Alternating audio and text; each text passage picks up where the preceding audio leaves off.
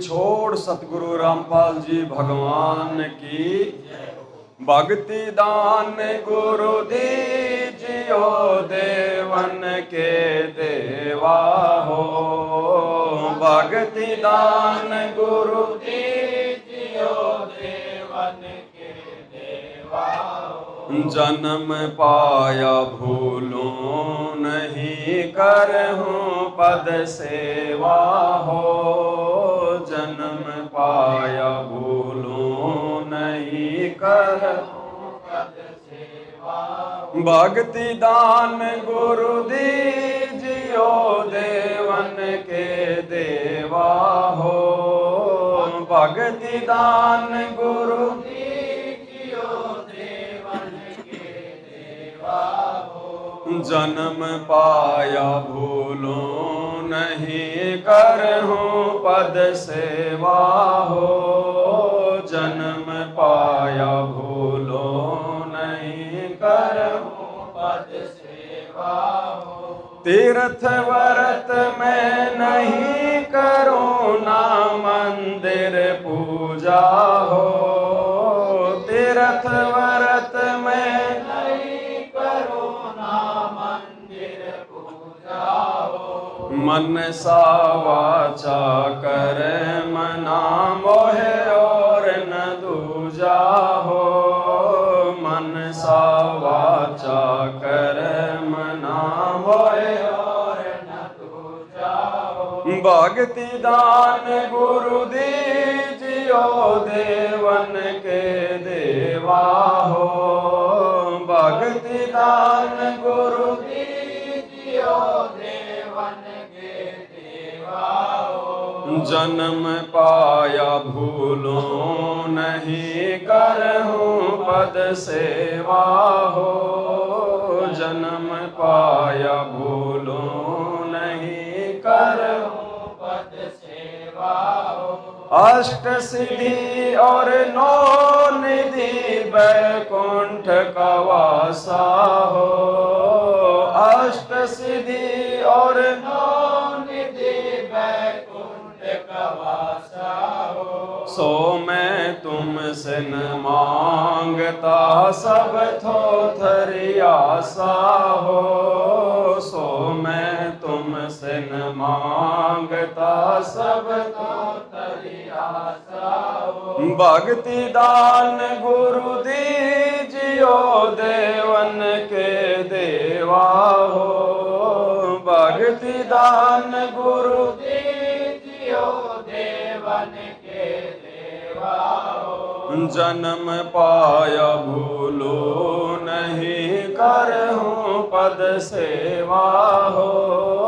जन्म पाया भूलूं नहीं करहूं पद सेवा हो। सुख संपत्ति परिवार धन और सुंदर नारी हो।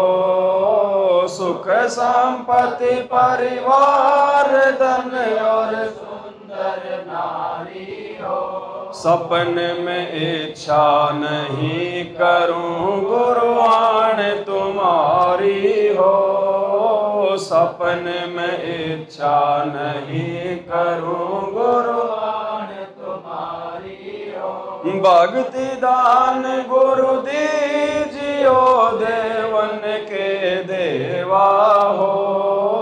भक्ति दान गुरु दीजियो देवन के देवा हो। जन्म पाया भूलूं नहीं करहूं पद सेवा हो। जन्म पाया भूलूं नहीं करहूं पद सेवा हो। पवन दास की विनती समर्थ तिज दीजो हो।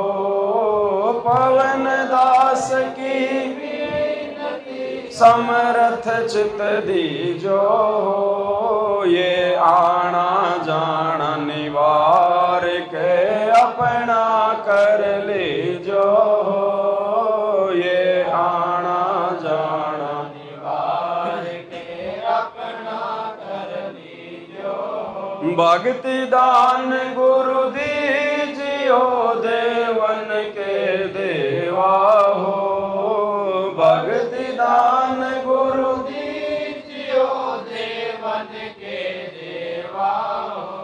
जन्म पाया भूलो नहीं, करहूँ पद सेवा हो। जन्म पाया भूलो नहीं, करहूँ पद सेवा हो। बंदी छोड़ सतगुरु रामपाल जी भगवान की। अब देखो, परमात्मा अपने हर एक शब्द के माध्यम से हमें कुछ शिक्षा देते हैं। अब इस शब्द के माध्यम से परमात्मा ने धर्मदास जी को निमित्त बना के हमें यही समझाने का प्रयास किया है कि इस संसार में, इस काल के लोक में, इस नश्वर ज्योति निरंजन के लोक में जब हमें पूर्ण परमात्मा की शरण मिल जाती है, उसके बाद हमने केवल उनसे एक ही वस्तु मांगनी चाहिए और वो है भक्ति। इसके अलावा कुछ नहीं मांगना चाहिए परमात्मा से। यदि आपने उनको परमात्मा मान लिया तो फिर यह भी मानना पड़ेगा कि वो अंतर्यामी है, वो घट घट का जानकार है, उनसे कुछ भी छुपा हुआ नहीं है। अगर आप उनकी मर्यादा में रह के उनकी शरण में आके भक्ति करोगे और जिस भी वस्तु की हमें आवश्यकता होगी वो परमात्मा हमें अवश्य देगा और समय पे देगा। इसके अलावा परमात्मा से कुछ भी नहीं मांगना। क्यों नहीं मांगना?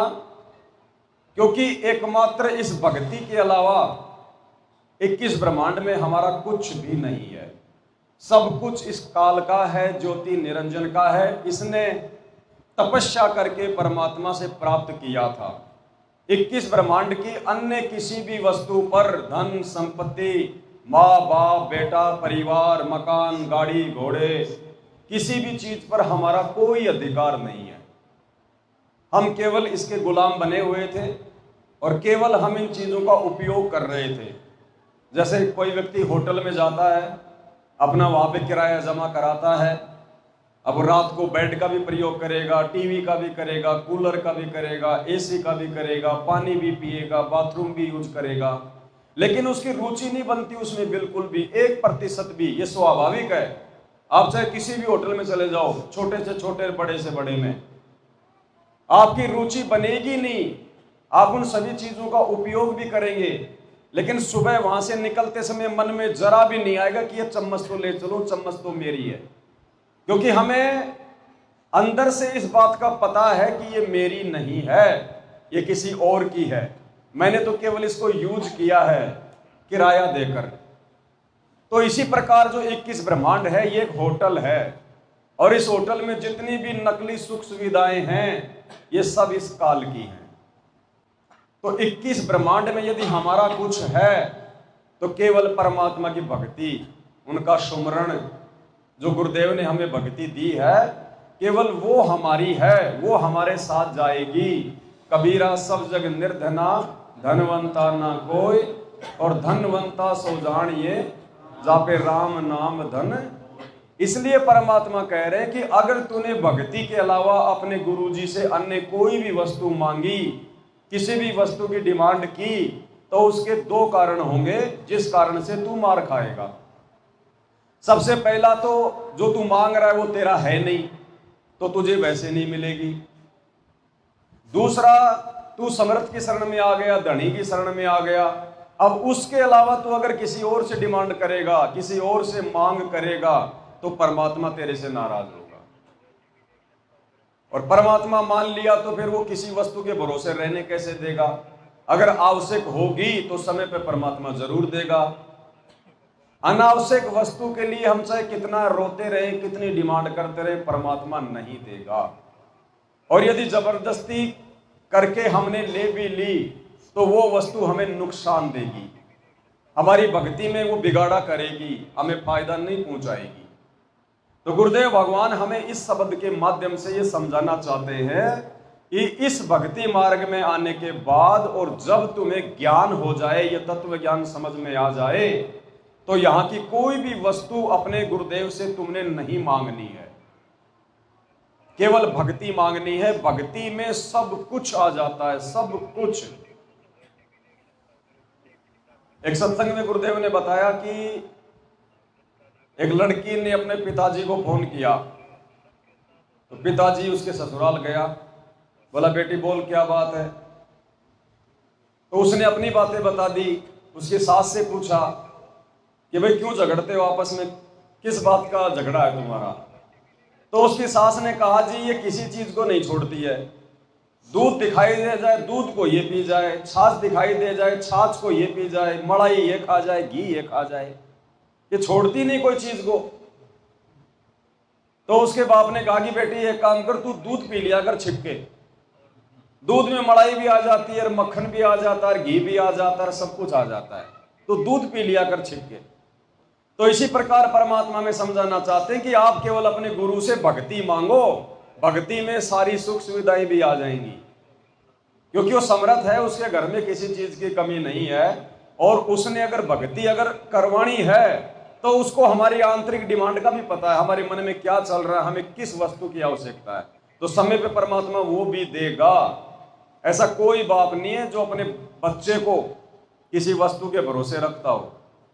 ये तो परम पिता है, सेठों का सेठ है, इसके घर में तो कोई कमी नहीं है, लेकिन ये अंतर्यामी है, इसलिए हमें वो वस्तु नहीं देगा जिस वस्तु से हमारा बिगाड़ा हो जाए। जब समझदार हो जाएंगे तब देखना परमात्मा छिक छिक के देगा, भर भर के देगा, इतना देगा हमसे समाया नहीं जाएगा। कब देगा? जब हमें ज्ञान हो जाएगा। जिस दिन हम इस तत्व ज्ञान को आधार बनाकर माया के गुण और अवगुणों से परिचित हो जाएंगे कि ये धन, ये पैसा, ये माया कहां मेरे को भक्ति में नुकसान देगी और कहां मुझे फायदा पहुंचाएगी, जिस दिन हम इतना निर्णय करने के लायक हो जाएंगे ज्ञान आधार से, उस दिन वो अंतर्यामी परमात्मा फिर हमारे को यहां के सुख भी देना शुरू कर देगा। इसलिए हमने परमात्मा से केवल भक्ति ही मांगनी चाहिए, भक्ति के अलावा दूसरी वस्तु नहीं माननी चाहिए, डिमांड ही नहीं करनी चाहिए हमने परमात्मा से। तीर्थ व्रत में नहीं करूं ना मंदिर पूजा हो, मनसा वाचा कर्म ना मोहे और न दूजा हो। तीर्थ व्रत मंदिर पूजा, हमें परमात्मा कहते हैं कि जितने भी तीर्थ हैं, जितने भी ये व्रत हैं, ये सब कुछ आपके गुरु जी के चरणों में है। गुरु चरणामृत का महात्म्य में आता है ना, नित्य नियम में, कोटिक तीर्थ सब कर आवे, गुरु चरणा फल तुरंत ही पावे। सब कुछ हमारे गुरु जी के चरणों में है, दुनिया भर के सारे तीर्थ हमारे गुरु जी के चरणों में है। एक कथा सुनते थे पहले शंकर और पार्वती की। उनके दो बेटे थे, गणेश और कार्तिक। उन दोनों में आपस में किसी चीज को लेके और विवाद हो गया कि सबसे बड़ा ज्ञानी कौन है। तो शंकर पार्वती ने देखा कि अगर वैसे कहेंगे तो नाराज हो जाएंगे बच्चे, तो उन्होंने कहा कि भाई एक काम करो, तुम दोनों में से सबसे पहले जो पूरे ब्रह्मांड का चक्कर लगा के वापस आ जाएगा वो ही सबसे बड़ा ज्ञानी है। तो कार्तिक ने सोचा मेरे पास तो मोर है और गणेश के पास चूहा है, मैं तो अभी गैर अभी आया। तो वो तो तुरंत उसने उड़ान भर दी और गणेश जी ने अपने माता पिता के शंकर पार्वती के चक्कर लगाने लग गया, 7 चक्कर लगा दिए। तो शंकर जी ने कहा कि बेटा तू क्यों नहीं गया? तो गणेश जी ने कहा कि माता और पिताजी, मेरे लिए तो आप ही सबसे बड़े ब्रह्मांड है, मेरे लिए तो आप ही मेरी दुनिया है, और मैंने आपकी पूजा कर ली तो मेरे लिए तो सारी पूजाएं हो गई, पूरे ब्रह्मांड का चक्कर लगा दिया मैंने। यानी उनको केवल इतना ही ज्ञान था। तो वो बड़े प्रसन्न हुए, बड़े वो खुश हुए। तो इसी प्रकार भाई और बहनों, सतगुरु की शरण मिलने के बाद में, परमात्मा की शरण मिलने के बाद में, अब हमने कई तीर्थों पे, हरिद्वार पर, केदारनाथ, बद्रीनाथ, मक्का, मदीना, फलाने धाम पे चक्कर काटने की जरूरत नहीं है। हमारे गुरु जी के चरणों में सारी दुनिया के, सारे ब्रह्मांडों के सारे तीर्थ है और उनके फल है। तो हमने सतगुरु की शरण में आने के बाद में ये तीर्थ व्रत मंदिर पूजा वगैरह ये तो करनी नहीं है। इसके अलावा मालिक कहते हैं मनसा वाचा कर्म ना मोहे और न दूजा हो। भक्ति मार्ग में आने के बाद, सतगुरु की शरण प्राप्त होने के बाद, मन कर्म वचन से अपने गुरुदेव के अलावा हमने अन्य किसी को भी इष्ट रूप में नहीं पूजना है। श्रद्धाई नहीं रखनी, जरा सी भी आस्था किसी अन्य में नहीं रखनी है। अपने गुरुजी के अलावा, क्योंकि इस यथार्थ कबीर पंथ में वो कबीर परमात्मा स्वयं ही सतगुरु की भूमिका करता है, स्वयं ही वो गुरु बनकर, तत्वदर्शी संत बनकर अपने द्वारा रची गई सृष्टि का यथार्थ ज्ञान देता है।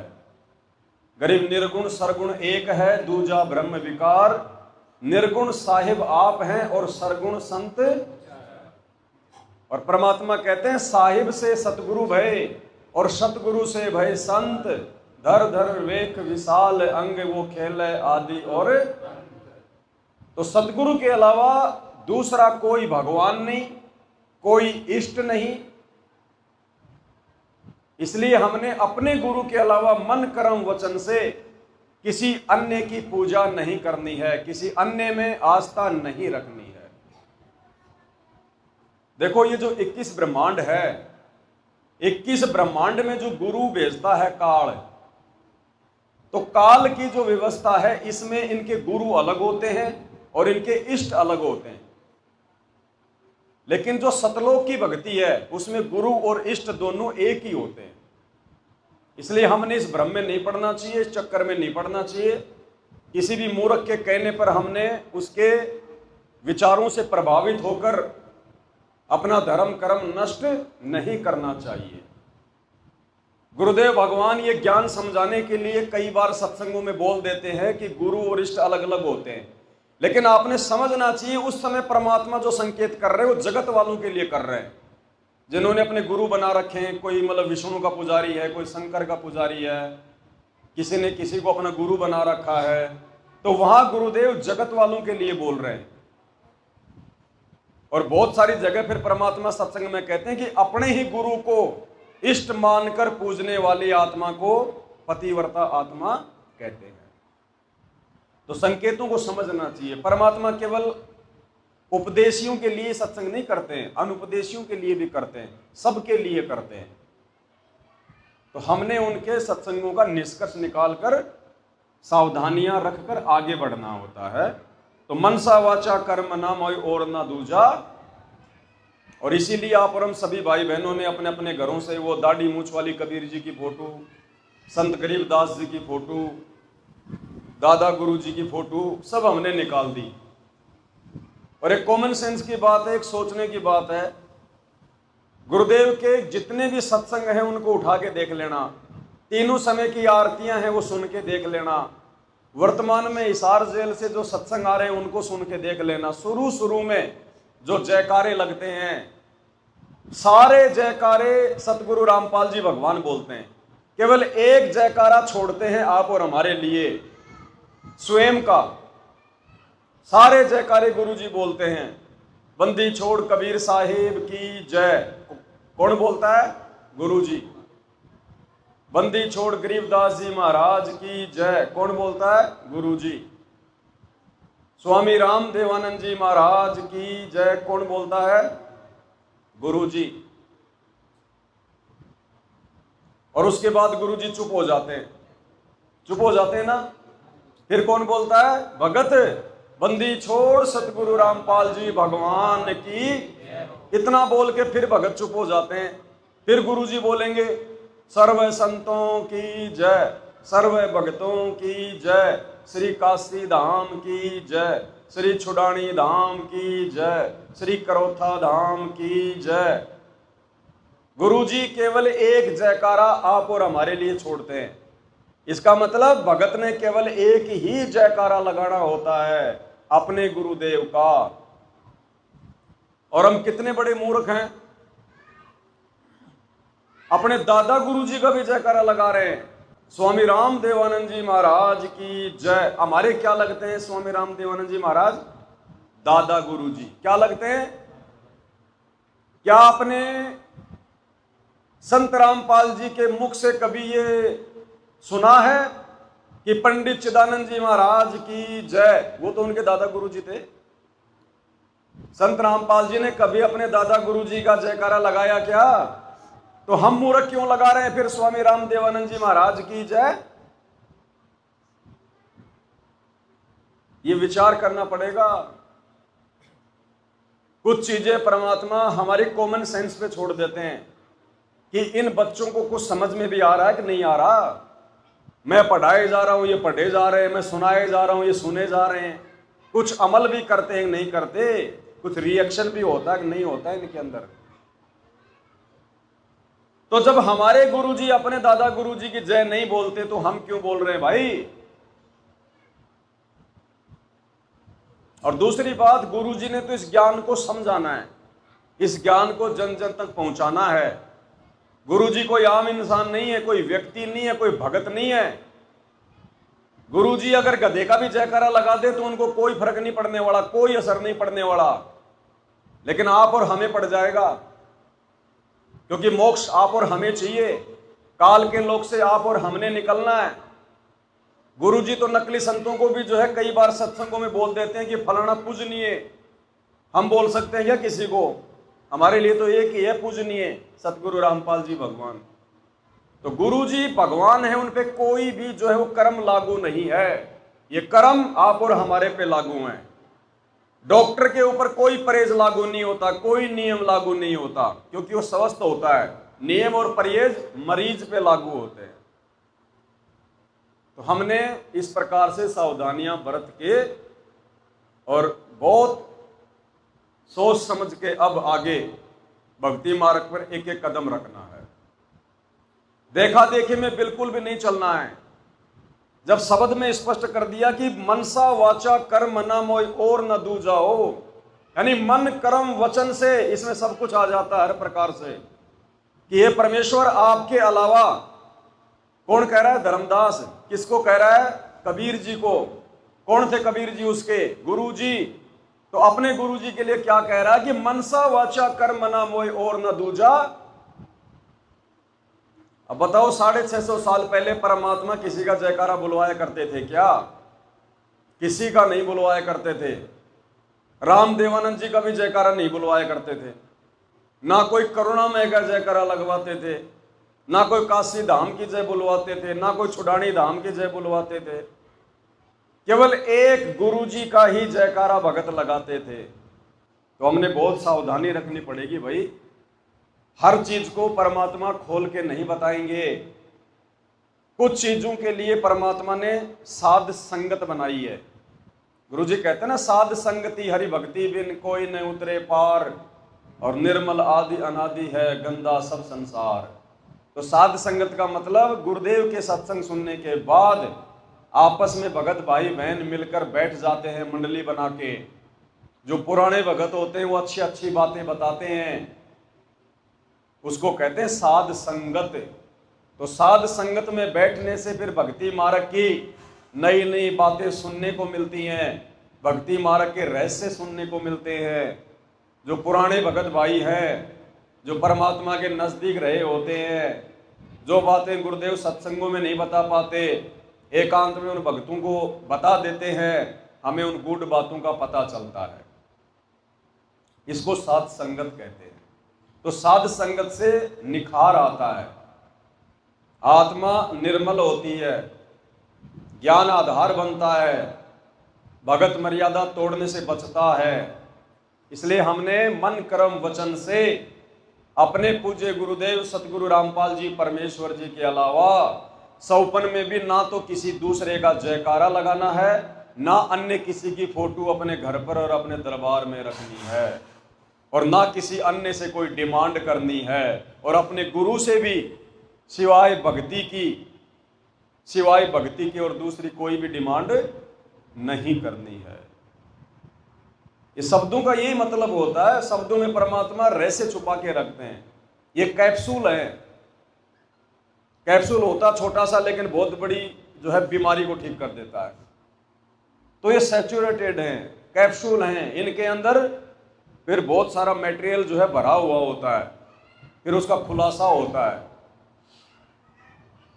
अष्ट सिद्धि और नौ निधि बैकुंठ का वासा हो, सो मैं तुमसे न मांगता सब थोतरी आशा। यानी ज्ञान आधार से तो पता चल ही गया, ये अष्ट सिद्धि नौ निधि ये सब कुछ इस काल की है। और काल की हमने कोई वस्तु चाहिए नहीं, हमने तो सतलोक की प्राप्ति करनी है, यहाँ के हर सुख को हमने छोड़ना है। तो हमने कोई भी डिमांड यहाँ के नकली सुख की, बैकुंठ की, सुरख की, महासुरख की, अष्ट सिद्धि, नौ निधि, कुछ नहीं चाहिए हमने यहाँ की। यहाँ के चारों मुक्तियां भी नहीं चाहिए हमारे को। हमारे गुरुजी की भक्ति में 24 सिद्धियां हैं, सारी मुक्तियां हैं, सारी रिद्धि सिद्धि हैं। हम ना मांगेंगे तो भी हमें मिलेगा, क्योंकि हमारे गुरुदेव ने हमारे को श्री गणेश जी का वो जाप दे दिया। उस जाप के करने से ऑटोमेटिक हमारे अंदर रिद्धि सिद्धि आएंगी। ना चाहते हुए भी वो गणेश जी हमारे को अपनी रिद्धि सिद्धियां देगा। हमें जो मंत्र परमात्मा ने पांचों देवताओं के दे दिए, ना चाहते हुए भी यदि मर्यादा में रहकर हम उनका जाप करेंगे, पतिव्रता पद पे रहकर, मन कर्म वचन से अपने गुरु को अपना इष्ट मानकर, तो ये पांचों देवताओं की ड्यूटी परमात्मा ने इसी चीज के लिए लगाई है कि मेरे भगत को भक्ति मार्ग पर किसी चीज का कोई अभाव नहीं होना चाहिए। ये ब्रह्मा विष्णु महेश ये मैनेजर है, मैनेजर। और मैनेजर की ड्यूटी होती है लेबर की देखरेख करना, समय पे उनको तनख्वाह देना, किसी को कोई दुर्घटना हो जाए तो उसका मेडिकल करवाना, उसका इलाज करवाना। मैनेजर की यही ड्यूटी होती है। ये मैनेजर हैं, मालिक हमारा परमात्मा है, सतगुरु रामपाल जी भगवान है। क्या मतलब हमें इन चीजों से? जब हमें चाहिए नहीं तो मतलब क्या? ऐसे तो इस ज्ञान में पता नहीं क्या क्या भगत जी, इन चीजों की हमें आवश्यकता नहीं। लेकिन रिद्धि सिद्धि के बारे में नहीं बताया ना, इसका मतलब हमें जानने की आवश्यकता नहीं है। जिस चीज की आवश्यकता थी परमात्मा ने बता दिया। अब ऐसे तो बोलो 7 खंड कौन से हैं, 14 दीप कौन से हैं, 9 भवन कौन से हैं, तो हम तो फिर वो कहते हैं ना गुरु जी की आपको केवल मोटरसाइकिल कहां से पेट्रोल डलता है, कहां से वो चलती है, कहां से उसका गेयर लगता है, बस इतना जान लो। मिस्त्री बनोगे मार खा जाओगे। फिर ज्ञानी पाक जाएंगे, 2 व्यक्ति हमसे पूछेंगे उसको पता यार, वो बताएगा। अब वो फालतू में आके बैठ जाएगा, अब वो फालतू की बातें करेगा, उतने में तुम्हारा सुमरण करते बैठ के। तो ये तो भगत जी ज्ञान का ये तो अथाह है, समुद्र है। जितना गहरा जाओगे उतना डूबते चले जाओ। तो जितनी परमात्मा ने हमें आवश्यकता थी उतनी चीजें खोल के बता दी, बाकी नहीं बताएंगे परमात्मा। ये ग्रंथ साहिब है, 24,000 वाणियां, आपको क्या लगता है सारा खोल के बताएंगे? नहीं बताएंगे। ये तो केवल अपनी समर्थता दिखाने के लिए लिखा है कि देखो मैंने 4 वेदों से ज्यादा वाणियां इस ग्रंथ में लिखी है। कोई ये ना समझे कि मैं अनपढ़ हूं, मेरे को कुछ पता नहीं है। लेकिन उनमें से खोल के उतनी बताएंगे जितनी हमारे लिए आवश्यक है, इससे ज्यादा नहीं बताएंगे। अब बाप के पास तो मान लो 20 लाख रुपए, तो क्या बेटे को 20 लाख दे देगा? पेंसिल के लिए 2 रुपए चाहिए तो 2 रुपए देगा, 20 लाख नहीं देगा। ये थोड़ी कि घर में रखे तो सारे उठा के दे देगा। तो जितनी हमें आवश्यकता होगी गुरुदेव हमें उतनी डोज देंगे भक्ति मार्ग की। तो 8 सिद्धि 9 निधि, बस ये सोच लो कि ये यहाँ की सुख सुविधाएं हैं बस। तो अष्ट सिद्धि और 9 निधि बैकुंठ का वासा हो, सो मैं तुमसे न मांगता सब थोतरी। थोतरी आशा ही है। मान लो किसी ने मांग भी ली और अष्ट सिद्धि मिल गई, 9 निधि मिल गई, उसके बाद क्या होगा? आज जिसको हम अष्ट निधि 9 सिद्धि का दाता मान रहे हैं, गणेश जी को, जो आज पूरी दुनिया को दे रहा है, एक समय बाद वो भी गधा बनता है, 84 लाख योनियों में जाता है। फिर क्या फायदा वो अष्ट सिद्धि 9 निधि लेके? जब अष्ट सिद्धि 9 निधि बांटने वाले की 84 लाख में दुर्गति होती है, तो हम थोड़ी बहुत सुख सुविधाएं लेके कहां तक हम उनका जो अमल की भोग सकते हैं? हमारे को तो वो चाहिए जो स्थायी हो, जो कभी समाप्ति ना हो, अविनाशी हो। तो वो परमात्मा की भक्ति से मिलेंगी। 24 सिद्धियां आ गई इसमें, कहां 8 सिद्धि, कहां 24 सिद्धि, वो सारी आ गई इसमें। तो गुरुदेव की भक्ति में सब कुछ है, अगर मर्यादा में रह के करेंगे तो, विश्वास के साथ में अगर करेंगे तो। सुख संपत्ति परिवार धन और सुंदर नारी हो, सपने में इच्छा नहीं करूं गुरु आण तुम्हारी। यहां का कोई सुख हमें नहीं चाहिए। ज्ञान आधार से हमारे अंदर उनको भोगने की इच्छा नहीं बननी चाहिए। बाकी अगर मालिक की मौज होगी, गुरुदेव की मौज होगी तो परमात्मा देंगे। यहां का सुख भी देता है परमात्मा, ऐसी बात नहीं है, लेकिन देगा जब ज्ञान हो जाएगा। सुख में जब हम विचलित नहीं होंगे, परमात्मा देख लेगा। उस समय यहां का सुख भी देगा, संपत्ति भी देगा, सब कुछ देगा परमात्मा। लेकिन हमने अपनी तरफ से डिमांड नहीं करनी है। भक्ति करेंगे, परमात्मा सब कुछ देता है। हमने सपने में भी इच्छा नहीं करनी इन चीजों की। भगवान मिल गया, इससे बढ़कर और क्या चीज है बताओ? भगवान से बढ़कर कोई सुख नहीं, कोई संपत्ति नहीं, कोई परिवार नहीं, कोई धन नहीं, कोई नारी नहीं, कोई ऐश्वर्य के साधन नहीं। भगवान मिल गया तो सब कुछ मिल गया, सब कुछ। धर्मदास की विनती समर्थ चित दीजो हो, ये आना जाना निवार कह अपना कर। और भगवान से ये प्रार्थना करनी चाहिए कि हे परमात्मा, मेरी ये अर्ज, मेरी ये प्रार्थना, मेरी इस विनती पे जरा ध्यान देना, अपने चित्त धरना। ये आना जाना निवार कह, ये परमात्मा ये जन्म मरण को समाप्त करके अपने चरणों में ले लो, मुझे सतलोक में बैठा दो, मुझे अपना बना लो। केवल इतनी सी डिमांड परमात्मा से हमने करनी है। दंडवत प्रणाम करते समय हमने परमात्मा से कोई डिमांड नहीं करनी किसी प्रकार की, भक्ति के अलावा, मर्यादाओं के अलावा। अन्यथा परमात्मा कहते हैं कि जब लग भक्ति सहकामना, सहकामना यानी इच्छा के साथ, किसी कामना के साथ में। तो जब तक आप ये भक्ति अपने मन में कोई कामना रख के, कोई इच्छा रख के करोगे, तो कहते हैं तब लग निष्फल सेव। निष्फल यानी बेकार जाएगी, सेव यानी तुम्हारी पूजा, तुम्हारी भक्ति।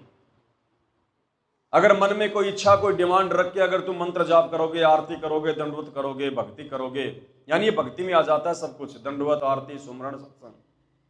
अगर मन में कोई इच्छा पाल के कि बेटा हो जाए, एक मकान बन जाए, अब की बार फसल बहुत अच्छी हो जाए, अगर इस प्रकार की कोई भी डिमांड यदि हम अपने अंदर रख के भक्ति करते हैं, सत्संग सुनते हैं, सुमरण करते हैं, आरती करते हैं, मंत्र करते हैं, या परमात्मा की कोई महिमा करते हैं, दंडवत करते हैं, तो परमात्मा कहते हैं जब तक भक्ति सहकाम ना, तब लग निष्फल सेव।